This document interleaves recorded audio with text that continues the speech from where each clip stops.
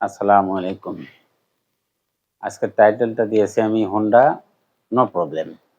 এটি আসলে ৮০ র দশকে সম্ভবত বিটিভিতে একটা অ্যাডভার্টাইজমেন্ট ছিল। আন্তর্জাতিক মানের অ্যাডভার্টাইজমেন্ট। খুবই সুন্দর। মানে এ ধরনের ঘটনা ঘটছিল, দেখাচ্ছিল যে একজন আ ম মহিলা, মহিলা তো উনার হোন্ডা গাড়িটা রেখে উনি আ মার্কেটে গেছেন। একটু পরে এসে দেখতেছেন যে উনার সামনে থেকেই আ হোন্ডা গাড়িটা নিয়ে চলে যাচ্ছে। তো উনি চিৎকার করছেন তাকে ওই ট্রাফিক পুলিশকে যে আমার গাড়িটা নিয়ে যাচ্ছে এরকমভাবে দেখে দিচ্ছিলেন মনে হয়। কথাটা আ কি বলছেন বলুক। কিন্তু আমরা দেখতে পাচ্ছিলাম। তো ওই পুলিশ বলছে, "হোন্ডা নো প্রবলেম।" মানে হোন্ডার আবার কি দেখব? হোন্ডা আমি আটকাবো না। হোন্ডা আ মা দেখারই প্রশ্ন ওঠে না। এরকম একটি ব্যাপার। আমাদের বর্তমান সময়ে যে অবস্থাগুলো দেখা দিয়েছে যে মুসলমানরা মুসলমানের বিরুদ্ধে যেভাবে লেগে পড়েছে তাতে অন্য কোনো জাতির আমার মনে হয় কোনো প্রয়োজনই নেই।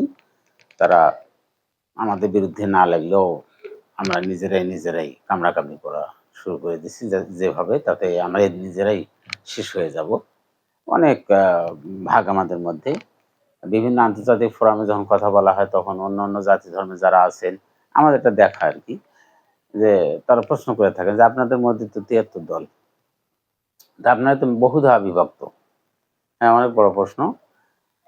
আপনার রাসূল সাল্লাল্লাহু আম আ আপনারা যদি একটু চিন্তা করি যে রাসূল সাল্লাল্লাহু আলাইহি ওয়াসাল্লাম যখন ইন্তেকাল করেন তার পরপরই মুসলমানরা ২ টি ভাগে বিভক্ত হয়।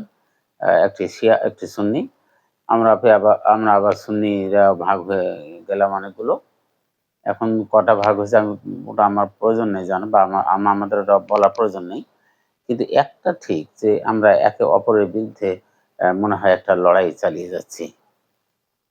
নিজে কতটা ইসলাম মানলাম সেটা বিষয় না। কথা হচ্ছে অমুক দলগুলি ইসলাম মানছে না, এভাবে ইসলামের ক্ষতি হচ্ছে ইত্যাদি, ইত্যাদি। অথচ ইসলাম নিজে অ্যা ইসলামকে আল্লাহ নিজে রক্ষা করবেন এবং আল কোরআনের দায়িত্ব আল্লাহ নিজে নিয়েছেন।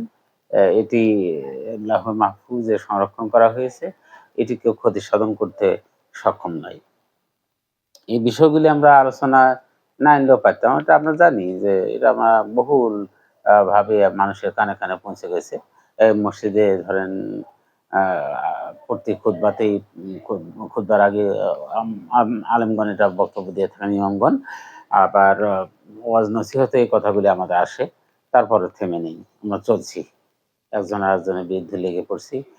কেউ বলছে হাদিস কেন? আ কোরআন থাকতে হাদিস কেন? কেউ আবার বলছে এই দলটি সঠিক নয়, এটি এ নয়, সঠিক নয়। এই যে আবার হিসাবের বেলা আমরা বলছি আরো একটি ভিডিওতে আমি বলেছি যে হিসাবের বেলা আমরা বলছি আ যে এতগুলি মুসলমান তাদেরকে তো সাথে নেওয়া হলো। তো ভাগ হলো কেমনে? আমরা এমনি কথাগুলো বলে যাচ্ছি। আবার যে দল তাকে আমি যেভাবে এটা টাইটেলটা দিয়েছি, যে দলটার অনুগামী বা অনুসারী আ ওনারা কিন্তু ওই দলের কোনো দোষ খুঁজে পান না। ওই দলের সমর্থক বা ওই দলের আ অনুসারী তারা একে অপরের সাথে এমনভাবে একটা বন্ধুত্ব সুলভ আচরণ নিয়ে আসে যে তাদের কোনো ত্রুটি নেই। ওইজন্য আমি কথাটা বলেছি যে, "হোন্ডা নো প্রবলেম।" আমরা ওই দলে যদি থাকি তারা এমন ভাব একটা দেখায় যে ওখানে গেলে জান্নাত প্রবাসী আমরা হতে পারি। জান্নাতবাসী আমরা হতে পারি। অ্যা বাকিরা নয়। এই যে মোটামুটি। আসলে কি আল কোরআন এতগুলি ভাগে বিভক্ত? আল কোরআনের কোন ভাগ হয়? আছে কোথাও? বা আমরা এত বড় একটি গ্রন্থের অনুসারী বা আমাদের কাছে এটা এসে গেছে আল্লাহর এটা রহমত সেটা না ভাবেই আমরা একে অপরের বিরুদ্ধে উঠে পড়ে লাগছি যে এবং বলছি যে ওরা ঠিক নয়। তাহলে কে ঠিক? তাহলে বাইরে আমরা ইসলাম প্রচারে কি বলব যে আসুন ইসলামের ছায়াতলে। তো ছায়াতলে আসবেন না, আমরা ছায়াতলে তো আছি। তো এত ভাগ কেন? সেখানে আবার আ এতটা বিরোধিতা বা যুদ্ধংদেহী মনোভাব নিয়ে একে অপরকে হত্যা করা, এগুলা কেমন দেখায়? আমি যার জন্য এই কথাটা বললাম যে আসলে ওই অ্যাডভার্টাইজমেন্ট এর মতোই যে আমরা যে দলে আছি তার কোন দোষ খুঁজে পাই না। আ বাকি মানে তাদের কোনো আমরা দোষী খুঁজে পাই না। তাদের সংশোধনের প্রশ্ন ওঠে না। তারা সঠিক আছে। কে না বলতেছে? সব দলে একই কথা যে আমার দলটি সঠিক। আমরাই একমাত্র সঠিক দলে দলভুক্ত দল হিসেবে আছি। আমরাই প্রকৃত মুসলমান। খুবই বেদনাদায়ক বিষয়টি। এটা হওয়ার কথা ছিল না। অথচ অবলীলা হয়ে যাচ্ছে। কি বলার আছে? আপনারই কি বলার আছে? আমারই কি বলার আছে? হাদিস না হলে কি করে চলে আমি এটা বুঝতে পারি না। হাদিস তো একটা টেকনোলজির বিষয়। আর আল কোরআন তো থিওরির বিষয়। আমরা থিওরি সবাই বুঝবো? এই যে স্বাভাবিক একটা চিন্তা চেতনার কথায় আসেন যে আমাদের বর্তমান জামানায় বিজ্ঞানের যে থিওরি গুলো আছে সেই থিওরি গুলো কি আমরা সরাসরি বুঝি? ছাত্ররা বই পুস্তক নিয়ে দৌড়াদৌড়ি করছে এবং থিওরি গুলোর উপর তারা প্রাইভেট লেখাপড়াও করছে। থিওরি গুলোকে তারা জানার জন্য কতটা পয়সা কড়ি ব্যয় করছে, সময় ব্যয় করছে এবং আ কায় ক্লেশে তারা এটা করে যাচ্ছে। দৌড়াদৌড়ি, এই কোচিং সেন্টার, ও প্রাইভেট। এই তো স্বাভাবিক যে আ থিওরি গুলো আমরা পড়ে থাকি। যার উপর ডিগ্রি নিয়ে আমরা চাকরি করি। অথচ এগুলো আমরা তেমন একটা অনেকেই বুঝি না। পরীক্ষা বা বুঝলেও সেটা অনেক কষ্টের মধ্য দিয়ে আমরা আয়ত্ত করে থাকি।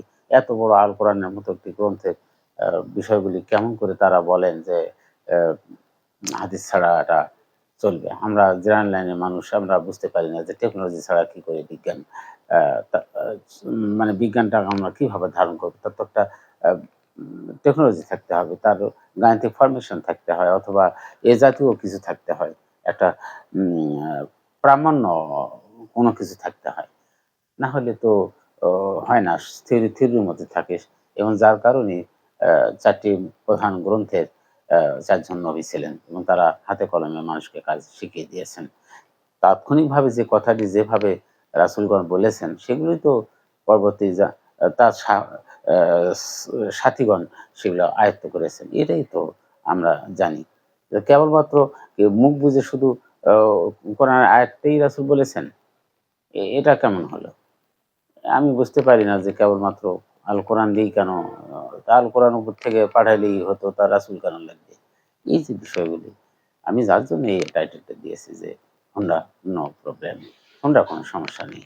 অর্থাৎ আমি যে দলে আছি সে দলের কোনো সমস্যা নেই। সমস্যা অন্য দলে। ওরা বুঝছে না। এটি খুবই দুঃখজনক। আচ্ছা, আমরা আ কথা বেশি না বাড়িয়ে এগুলো নিয়ে একটু হলেও ভাবতে পারি, ভাবতে হয় আমাদের। কেননা ধর্মটা আমাদের পালন করতে হয়। এখান থেকে মুক্তি পাওয়ার কোনো সুযোগ আমি দেখি না। আ না মানে এই বিষয়গুলো এখান থেকে কাটছাঁট করে যে আমি সহজ সরলভাবে কোনো একটা জায়গায় দাঁড় হবো, এটাও আমার জন্য খুব দুরূহ ব্যাপার। কেননা আল্লাহর রাসূলের হাদিস তো আর আমরা অমান্য করতে পারি না। সেখানে তো বলা আছে যে, আমার উম্মতেরা ৭৩ দলে বিভক্ত হবে। আমি আসলে কোন দলে আছি? কোনটা আমাদের সঠিক পথ? এর তো খোঁজা অবশ্যই আমার প্রয়োজন। আপনারা অ্যা কমেন্ট করে যদি জানাতেন তাহলে আমার জন্য খুবই সুবিধাজনক হতো আমার জন্য। কেননা আমার নিজেরও একটা আ চিন্তা এখানে কাজ করে। আচ্ছা, আসসালামু আলাইকুম। আচ্ছা